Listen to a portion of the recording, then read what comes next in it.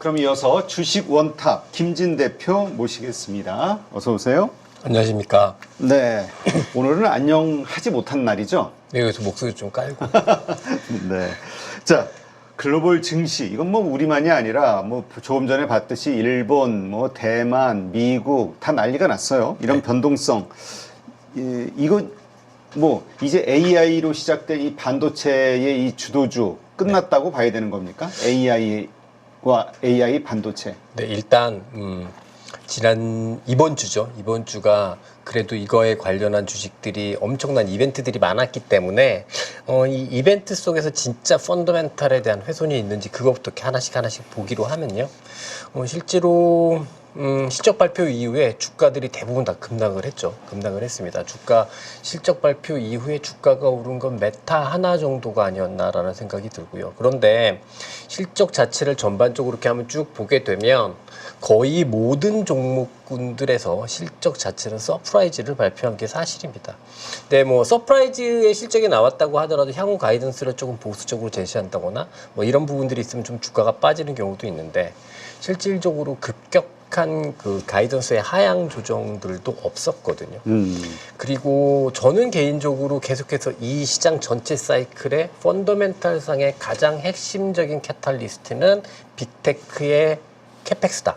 왜 빅테크가 계속해서 캐펙스를 투자를 하게 되면 그러면 반도체는 계속해서 실적이 좋아질 것이기 때문에 그 부분을 말씀을 드려왔었는데 이번에 계속 발표됐던 빅테크들의 캐펙스 가이던스조차도 계속해서 유지 혹은 뭐 그 적정한 수준으로 발표가 되고 있습니다. 그런데 뭐 알파벳 같은 경우에는 너무 캐펙스를 많이 해서 수익성이 나빠질 거야. 그다음에 또 마이크로소프트는 이 애저가 한 번도 컨센서스의 상단을 못한 적이 없었는데 요번에 그거보다 한 1%포인트 모질란데? 뭐 요런 이유들을 가지고 이제 주가가 계속해서 하락을 하고 있는 상황인데요. 이제 하락하는 상황도 뭐 사실 한 뭐 1%, 2%, 뭐 많이 봐줘서 한 3% 정도의 하락이라고 한다면 그러면 뭐 그렇겠구나, 그냥 좀 많이 올라서 그렇겠구나 이렇게 생각을 하겠는데 이게 보통 한 번 빠지면 이제 5%, 7% 이렇게 빠진단 말이죠.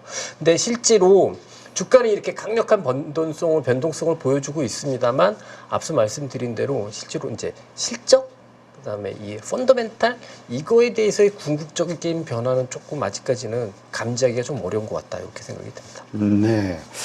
자, 그러다 보니까 이제 AI 버블 붕괴. 네. 이 얘기는 결국 버블이 가득하다는 얘기니까 네. 이런 얘기도 좀 나오고 있어요.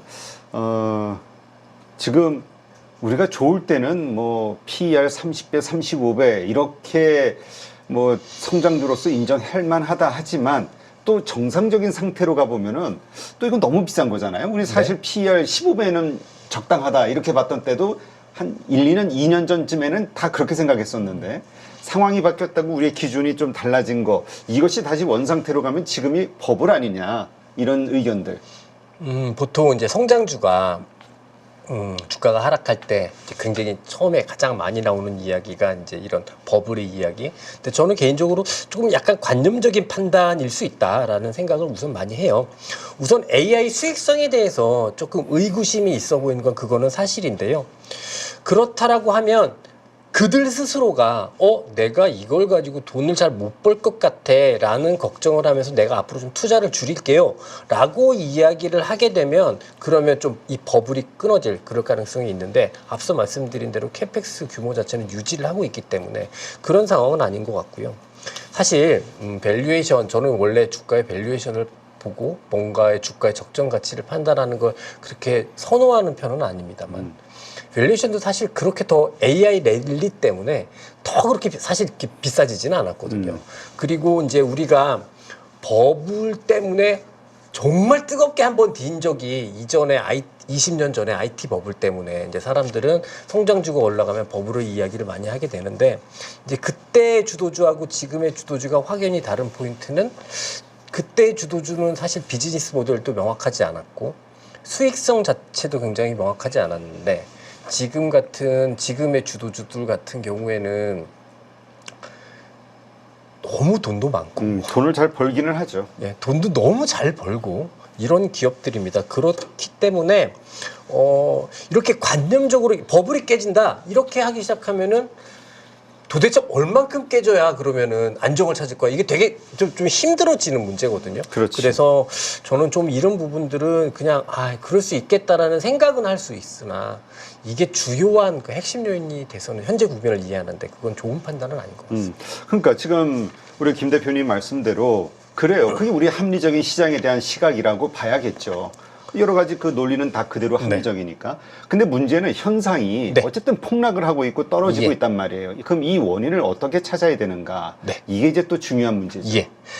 저는 현 시점에서 사실 가장 설명이 가능한 하락의 변수는 엔캐리 트레이딩 천상이라고 생각을 합니다. 그러니까 저도 사실 당초에는 이게 이제 나온 얘기가 한 일주일 조금 지났죠. 그랬죠. 네, 근데 처음에 나올 때까지만 하더라도 이 엔캐리 트레이딩에 대해서 그렇게 중요시 여기지 않았었어요.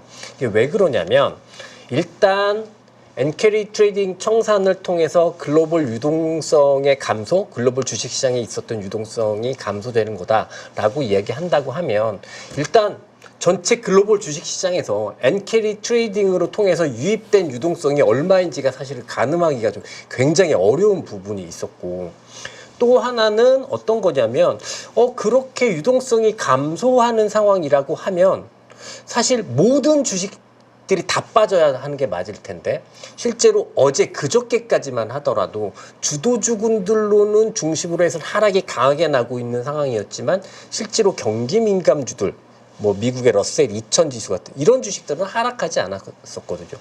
그래서 이건 중요한 변수가 아닌데 괜히들 그러시네 라고 생각을 혼자 잘난 척하면서 하고 있었는데 조금은 이게 가장 핵심 요인으로 가장 잘 설명이 되겠다라고 지금 생각을 고쳐먹고 반성하고 있는 상황입니다. 그게 뭐냐면 지난 목요일 새벽이죠. FOMC 끝난 다음에 보니까 금리 인하 경도가 한 3회 정도로 더 증가하고 있는 것 같아요.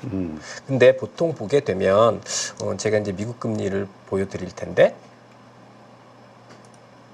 3회 정도 인하할 것 같다라고 이야기를 하면서 보시는 것처럼 미국 금리가 이렇게 급격하게 금리 하락이 나타나고 있는 상황입니다. 근데 보통 이전까지 보면 이때 금리가 엄청 하락했잖아요. 그죠? 이때 금리가 엄청 하락했는데 이때 증시가 제일 좋았을 때거든요. 네. 그러니까 보통 이렇게 금리가 하락을 하면 특히 단기금리, 정책금리를 반영하는 단기금리가 하락을 하면 주식시장이 좋은 게 맞습니다. 좋게 전개되는 게 맞는데 이번에는 오히려 지금 반대로 작용을 하고 있거든요. 그게 왜 그럴까 생각을 해보면 FOMC 이전에 이제 드디어 BOJ에서 금리 인상을 했지 않습니까? 그렇죠. 근데 일본은 금리를 올리기 시작을 하는데 미국의 금리 인하폭이 점점 더 커지는 상황인 거죠. 그래서 보시는 것처럼 이 엔달러가 이렇게 급격한 하락세를 보여주고 있습니다. 이게 네. 그 N이 너무 약하다. 네. 그게 너무 심각한 문제를 가져온다라고 했지만 이것이 그래서 조정이 되긴 해야 되지만 이렇게 급작스러운 거는 이건 문제가 있다는 얘기니까 네. 충격이 있다는 얘기죠 시장에. 그래서 이런 식으로 엔달러가 급격하게 하락을 한다라면 이거는 엔캐리의 청산을 강하게 만들 수 있는 요인이 된다고 보여지고요. 그래서 어저께죠. 어저께 앞서 잠깐 말씀하셨는데 우리나라 시장은 보합으로 끝나는데 일본 시장은 급락을 했단 말이죠. 그런 상황에서 일본 시장 급락하고 나서 저는 그때까지만 해도 그냥 일본 시장 자체의 지엽적인 문제, 환율에 관련된 이렇게 생각을 했었는데 이게 유럽 시장의 급락으로 전개가 됐습니다. 그런데 유럽 시장의 급락 형태가 유럽 시장이 최근에 되게 안 좋았습니다. 안 좋았는데 이게 기존의 하락 레벨을 이탈하는 정도의 이런 강한 하락으로 바뀌기 시작을 했고 그리고 미국 시장에서도 어떤 형태가 나타났냐면 나스닥 반도체 빠진 것만 지금 다들 집중하고 계셨는데 사실 이제 이렇게 보시면 그동안 강했던 러셀 2000 지수까지 이렇게 하락하는 형태가 나왔거든요. 그래서 어저께는 에브리띵 셀이었거든요. 그런 흐름들이 나오는 것을 감안해 보면 확실히 현재 상황에서 지금 나타나고 있는 증시의 급락 상황은 엔캐리 트레이딩에 대한 청산 이것 때문에 나타난 현상이다. 이렇게 보는 게 조금 맞을 것 같다. 이런 생각. 그러니까 지금 일단 쉽게 얘기해서 유동성이 준다는 얘기잖아요. 네네. 그렇죠? 그럼 우리 시장으로 좀 이해를 해보면 우리가 다들 경험해 보셨으니까 아시겠지만 이렇게 100의 유동성으로 이 지금의 주가가 형성이 돼 있는데 한 20이 빠져나가면서 나오는 그 공백이 뭐 급락이 되겠죠. 네. 그럼 새로운 그만큼의 뭔가 돈이 또 들어와 주지 않는다면 네. 이거는 계속해서 유지되거나 더 하락할 수밖에 없는 요소가 되는 거잖아요. 네네. 근데 지금 앞으로 엔캐리 트레이드는 계속해서 더 진행이 될 것으로 보니까 네. 돈이 더 계속 빠져나간다. 네. 긴축이 될 것이다. 네. 그렇다면 시장은 계속 더 빠질 수밖에 없는 것이냐, 글로벌 금융 증시는. 네. 여기 이렇게 되면 이제 대응 방법이 달라져야 되잖아요. 일단은 그런데 이제 수급적으로만 보면 대신에 유럽부터 미국까지 금리를 어찌됐든 내리는 과정에 있기 때문에 또 반대로 얘기해서 엔캐리 트레이딩은 청산이 되지만 또 실질적으로 금리 하락 때문에 유동성이 공급되는 부분들은 또 존재를 하거든요. 그렇기 때문에 이 부분은 제가 생각할 때는 조금 봐야 될 것 같아요. 그러니까 시장에 어느 정도 충격을 줘야 이 유동성 축소, 일시적인 유동성 축소의 충격이 이제 마무리가 되는지는 조금 시간을 두고 지켜봐야지 될 것 같다 이런 생각을 합니다. 근데 우리가 사실 11월까지 안심하고 있었던 특히 이 미국 증시가 계속 상승으로 갈 것이라고 생각했던 논리 중에 하나는 네. 바이든이 재선에 성공하기 위해서 네. 미국 이 증시, 금융 이거를 빠지게 하지 않을 것이다. 계속 민주당이 정권을 재창출하기 위해서 좋은 흐름을 만들 것이다 였는데 네. 그렇다면 엔캐리 트레이드로 인해서 생기는 이러저러한 부작용들도 최대한 막지 않겠냐가 그동안의 우리 기대감이었단 말이에요. 네.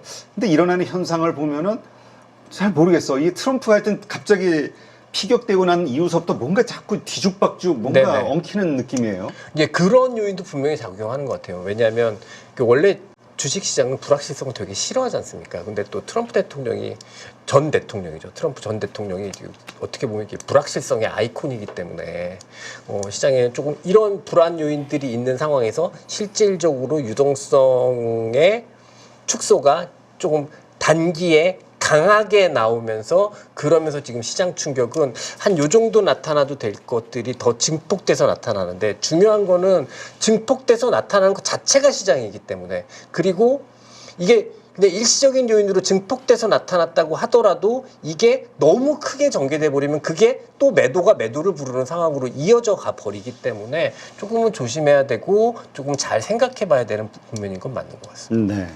사실 뭐라 그럴까요? 우리 아시아 증시가 전부 4%대, 5%, 6% 이렇게 급락이 나왔지만 항생이 한 2%밖에 안 빠졌거든요. 네. 그리고 지금 나스닥 선물 같은 경우도 한 1.57% 이렇게 네. 빠지고 있는데 이거 보면 또 오늘 미국의 나스닥 이 기술주들 또 안 좋을 것 같기는 해요. 네. 그러다 보니까 뭔가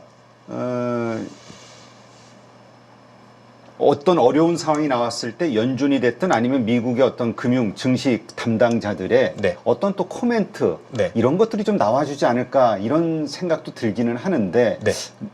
모르겠어요. 이거 어떻게 봐야 됩니까? 아직은 그 정도로 증시가 급락했다고 보기는 어렵죠. 솔직히 말씀드려서 이 정도 빠져서는 그런 얘기를 안 나온다. 더 빠져. 예, 그러니까 뭐냐면 사실 그 주식시장은 굉장히 중요시 여깁니다. 미국 제가 알고 있기로는 미국 정치가들은 주식시장을 굉장히 중요시 여기기는 하는데 이게 대개의 정치가들이 이쪽에 영향을 줄 때는 뭐냐면 증시가 너무 하락하면서 뭔가 시스템 리스크가 발생했을 것 같다. 라고 생각했을 때 그런 영향을 주게 되는데 그 정도 수준은 아직까지는 사실 아닌 거라고 보여지거든요. 그러니까 그런 상황까지 가려면 네. 도대체 그러니까 그런 상황까지 가야 코멘트가 나오고 그러니까 어떤 만약에 말씀하신 대로 일본 엔캐리 트레이드로 인한 어떤 이런 변동성이라고 하면 그거에 대한 어떤 대책이라든가 이런 것들이 나올 거 아니에요. 네, 그렇습니다. 그때가 이제 바로 바닥을 찍는 반등의 지점이라고 봐야 되는데 그렇게 되자면 보통 증시가 몇 프로 더 빠져야 그런 어떤 당국자들의 말이 나오는 겁니까? 글쎄요, 몇 퍼센트까지 빠져야 된다, 뭐, 이렇게, 참, 그 말씀, 저는 그거는 솔직히 말씀드려도 진짜 잘 모르겠는데요. 시장, 현재 상황에서 보면은 또 특히나 선거도 앞두고 있기 때문에 또 정책 당국자들이 쉽사리 얘기를 꺼낼 수 있는 상황도 아닌 것 같고, 그렇게 보면 조금 시장은 자율적인 안정을 찾는 시점을 오히려 더 찾는 게 맞지 않을까. 저쪽 백악관이나 아니면 재무부나 이런 쪽에는 크게 기대를 현 시점에서 저는 개인적으로 안 해도 될 것 같다라는 생각.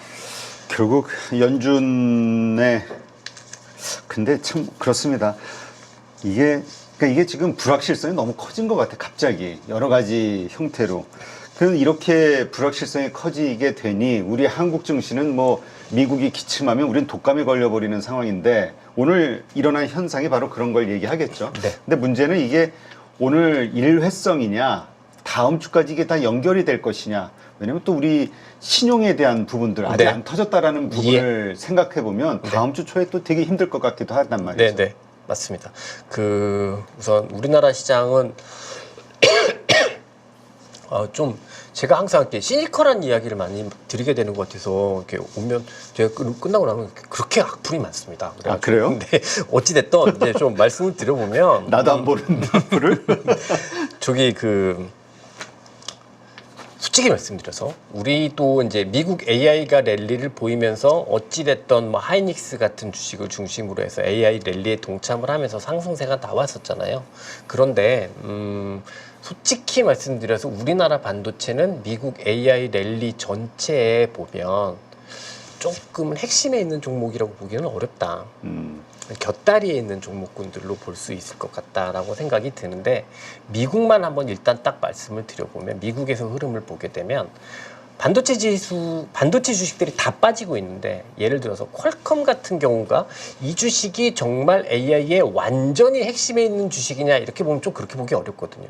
근데 이 주식의 추세를 조금 길게 늘어뜨려 보면 올해 내에 작년 10월부터 상승했던 거에 대한 완전한 이탈의 상황, 그러니까 아예 상승의 가능성이 이제 사라져버리는, 기술적으로 뭐 반등하고 이런 것들은 차치하고요.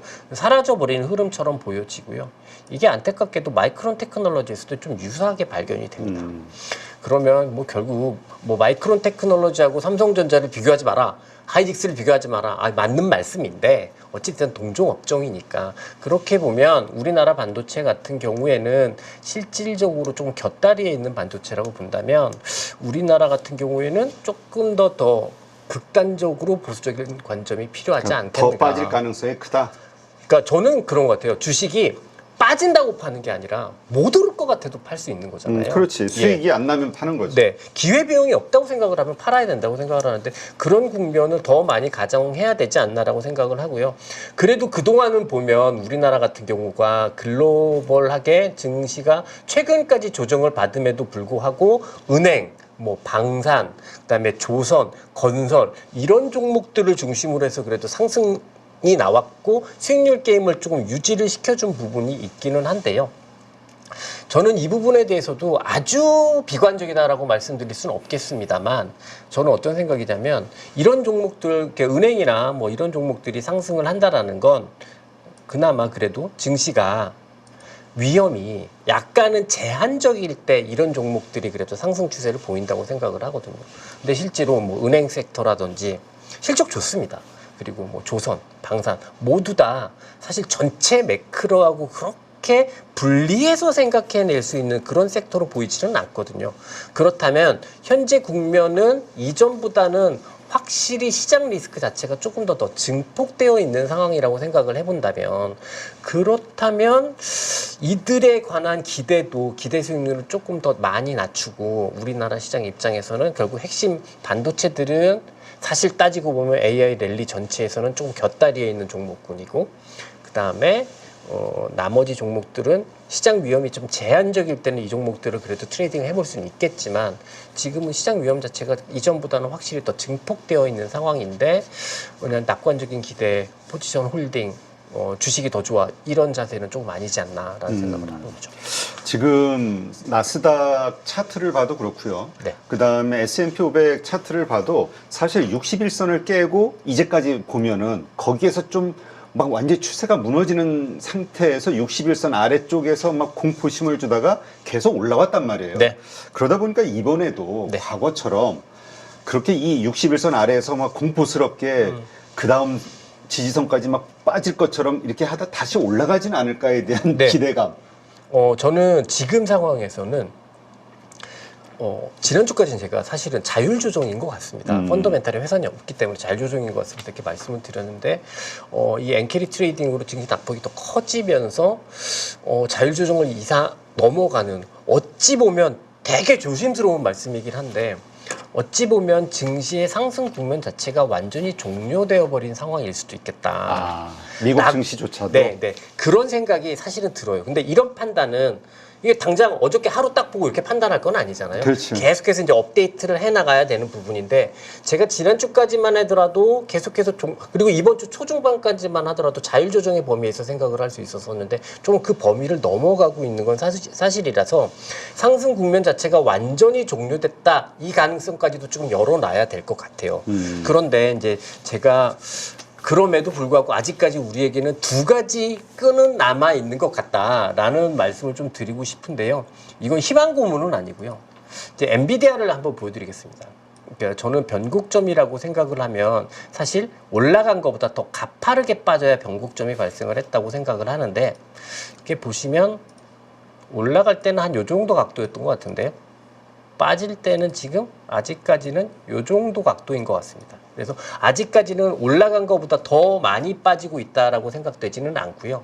그러나 이제 이것도 지금 어차피 많이 빠지고 있는 형태이긴 하니까 근데 요거의 기간을 조금 장기간으로 늘어뜨려 보면 엔비디아 같은 경우는 실질적으로 AI의 본격 랠리가 지금 제가 커서로 보여드리는 요 타이밍부터거든요. 그렇다고 보면 엔비디아 같은 경우에는 확실히 오래 전개됐던 상승 랠리에 대한 이탈은 분명해 보이라 전체 상승 추세에 대한 이탈이냐라고 생각해 보면 이거는 아직까지는 확신할 수 없다. 요렇게 생각이 드는 포인트가 있거든요. 근데 단순히 엔비디아 하나뿐만이 아니라 마이크로소프트도 보시면 어떠세요? 추세 완전히 깨진 것처럼 보이세요? 아직은 애매하지 않습니까? 장기 추세로 보게 되면. 그렇게 생각을 해보면 결국 지금 시장의 핵심 종목군들 엔비디아 그리고 빅테크 중에 마이크로소프트, 알파벳, 아마존 이런 주식 아마존 지금 시간에서 빠지고 있습니다만 이런 주식들은 장기적인 트렌드에 대한 아직 완전한 해소는 없다. 그게 저는 남아있는 두 가지의 끈이라고 생각을 하거든요. 그렇다면 현 시점에서 제가 생각할 때는 시장을 바라보는 관점 자체를 시장이 완전히 종료됐을 가능성도 열어놓고 대신에 이 종목들이 여기서 이 레벨에서 버텨내 주느냐 아니면 이 레벨에서 결국 이들도 이탈하느냐 이걸 가지고 전체 시장 관점이 그냥 이제는 AI고 나발이고 다 필요 없어 이제 다 끝났어 라고 결정을 할 건지 아니야 아직 좀 올라가려면 좀 시간은 많이 필요하긴 하겠지만 그래도 올라갈 여지는 남겨두고 있어 라고 생각할 건지 그 부분을 계속해서 판단해야 되는 시점이라고 생각을 하고요. 그러면 현 시점에서 트레이딩이 아닌 영역이라고 생각을 해본다면 관점도 제대로 잡히지 않는 상황이라고 보면 좀 전략 자체는 또 지극히 더 보수적으로 가져가는 게 맞지 않나 이런 생각이 드는 거죠. 네. 자, 그러니 한국 시장. 근데 예를 들어서 저쪽 물론 뭐 미국도 M7 중심으로 많이 올랐다. 네. 뭐 중소형주들 러셀은 뭐 주가 보면은 오른 거 없다. 연초 네. 대비 뭐 이런 얘기들 많기는 합니다. 그럼 어쨌든 시장이 빠지면 같이 밀리잖아요. 네. 우리 한국 증시도 사실 뭐 HBM 관련주들 뭐 물론 여러 가지 섹터들 올랐어요. 화장품주나 뭐 자동차주나 그러지 못한 종목들 이미 많이 빠져 있는 종목들도 빠질 것이냐 그런 종목들을 가지고 있으신 분들. 밸류에이션이 높은 종목을 가지신 분이야 뭐 손절을 하든 뭐 이렇게 할 가능성이 있지만 이게 이미 급락이고 폭락이고 이미 다 뭐 2차 전지가 됐든 아니면 무슨 뭐 여러 그 반도체 소부장 가운데서도 이미 고점 대비 50% 이상 빠진 종목들도 있고 이런 거 들고 있으신 분들은 고민이 네. 엄청 되는 거죠. 예. 저는 여기서 가장 생각할 건 하나인 것 같아요. 이게 뭐냐면 그런 주식들이 많이 빠지진 않겠죠. 예, 이미 뭐 2차 전지가 여기서 앞으로 또 20-30%가 더 빠진다. 이거 뭐 누가 그래서 이렇게 보증하고 개런티 할 수 있겠습니까? 그러나 제가 드리고 싶은 말씀은 현금을 가지고 있으면 다음에 셀 주식을 살 수 있잖아요. 근데 그 주식을 그냥 계속해서 물린 채로 들고 있으면 내가 들고 있는 주식이 다음에 센 주식이 아닐 때는 또 그때 돼서 또 굉장히 괴로운 일이 벌어질 수도 있을 것 같고 중요한 거는 주식을 가지고 있는 것 자체가 좀 덜 빠질 거기 때문에 가지고 있는다. 요거는 정말 뮤추얼 펀드를 운영하는 기관 투자가 펀드 매니저들이나 할 생각인 거고 그다음에 또 하나는 그러면 가지고 있는 주식이 오를 수 있느냐 기대 이익이 높으냐라는 측면을 조금 생각을 해보셔서 조금 일정 부분이라도 이렇게 현금을 많이 가지고 있으면 어느 시점이 될지 모르겠습니다만 그 시점에서 좋아질 수 있는 주식을 살 수 있기 때문에 그런 쪽으로 말씀을 드리고 싶고 또 근데 또 이런 것 같아요. 안 좋은 주식은 빠질 때 또 안 좋아요. 그러니까 원래 단기에 많이 세다가 단기에 이 주식 때문에 빠진 주식들은 첫 번째 반등할 때 팔 기회를 주거든요. 그렇지 않습니까? 첫 번째 반등할 때 팔 기회를 한번 줘요. 근데 이게 그때 안 주식 이미 원래부터 못 올랐던 주식들은 그렇게 반등할 때도 좀 세게 반등 안 하고 이런 경향들이 더 많기 때문에 그렇습니다. 제 말씀. 네. 자, 앞으로 그렇다면 어떤 전략으로 지금의 이 변동성이 큰 시장, 증시 상황을 헤쳐나가야 될까? 네, 제가 지난주에도 이제 현금 비중, 주식 비중을 한 30% 정도 이렇게 우리나라 시장 이렇게 말씀을 드렸었는데, 그거 가지고도 한참 많이 저한테 뭐라고 혼을 내시더라고요. 현금 70%? 네, 이거 혼을 내시더라고요. 근데 지금 저는 개인적으로는 그냥 아주 그냥 이상적인 형태로 말씀을 드려보면 30%도 조금 많다. 주식이 30% 갖고 있는 것도 좀 많다. 저는 좀 우리나라 시장 같은 경우에는 극단적인 수준으로 낮았으면 좋겠다라고 생각하고 한 10% 내외에서 나는 이 주식과 평생 갈 거야 라고 생각하는 주식들 좀만 가지고 계시면 좋지 않을까 생각을 하고요. 이건 이상적인 측면으로 말씀을 드리는 겁니다. 또 한 부분은 글로벌 전체적으로 생각해 보자면 결국 이 시장이 이후에 상승을 기대할 수 있는 시장이냐 아니면 그럴 수 없는 시장이냐에 결국 그 키를 가지고 있는 건 제가 앞서 말씀드린 마지막 끈이라고 생각하는 엔비디아나 빅테크가 중장기 상승 추세를 유지하고 있다는 점이니까 그렇다면 저라면 현 시점에서는 엔비디아하고 빅테크, 마이크로소프트, 알파벳 정도만 조금 가지고 글로벌 포트폴리오라고 보면 한 20% 정도 그 정도를 가지고 나머지는 현금을 가지고 이렇게 보는 전략이 가장 이상적인 전략이다라고 생각을 하는데요. 이거는 사실 모두 또 개인 투자가들의 그 목표나 상황에 따라 달라질 거니까 어찌됐든 생각보다 여러분들이 보통 가지고 계신 기준보다는 현금이 조금은 많았으면 좋겠다 이 말씀을 드리고 싶습니다. 알겠습니다. 하여튼 이거 뭐 상황 사람마다 우리 또 김진 대표님의 개인적 의견이고 사람마다 그 성향이나 아니면은 또 환경이 다르기 때문에 돈의 성격도 다르고 네, 여러 차이가 있을 것 같아요. 자기 환경, 자기의 입장에서 최선의 방식이 무엇인가 여러 전문가들의 의견을 좀 들어보면서 결정을 하는 게 좀 필요하지 않을까 그런 생각이 듭니다. 실드를 쳐주셔서 감사합니다. 참고로 저는 주식 비중 90%입니다. 내가 이거 올 한 해를 한번 끝까지 버텨보려고 무가중나 한번 보다. 근데 글쎄 여러 차례 말씀드렸습니다만 저는 기본적으로 밸류에이션이 높은 것도 있지만 그게 비중이 많이 크지 않고 밸류에이션 자체가 그렇게 개인적으로는 그렇게 높지 않다라고 생각하니까 글쎄요 그냥 그렇게 불안감이 크게 들지는 않는데 네. 예 그러나 또 모르죠. 이게 또 더 이런 날들이 여러 번 반복이 되면 또 심리가 어떻게 바뀔지 모르겠습니다만 하여튼 네 결국은 내가 어떤 종목을 들고 있느냐 그게 지금 그리고 말씀하신 대로 1년 후에도 네, 이게 좋아질 종목이냐 뭐 매출이라든가 이익이 뭐 여러 가지로 좀 고민하시면서 판단을 좀 해보셔야 될 것 같습니다. 답은 뭐 각자의 환경에 맞춰서 본인이 내려야 되니까. 네. 자, 아이고 하여튼 힘든 하루 보내신 우리 김진 대표님 오늘도 좋은 인사이트 고맙습니다.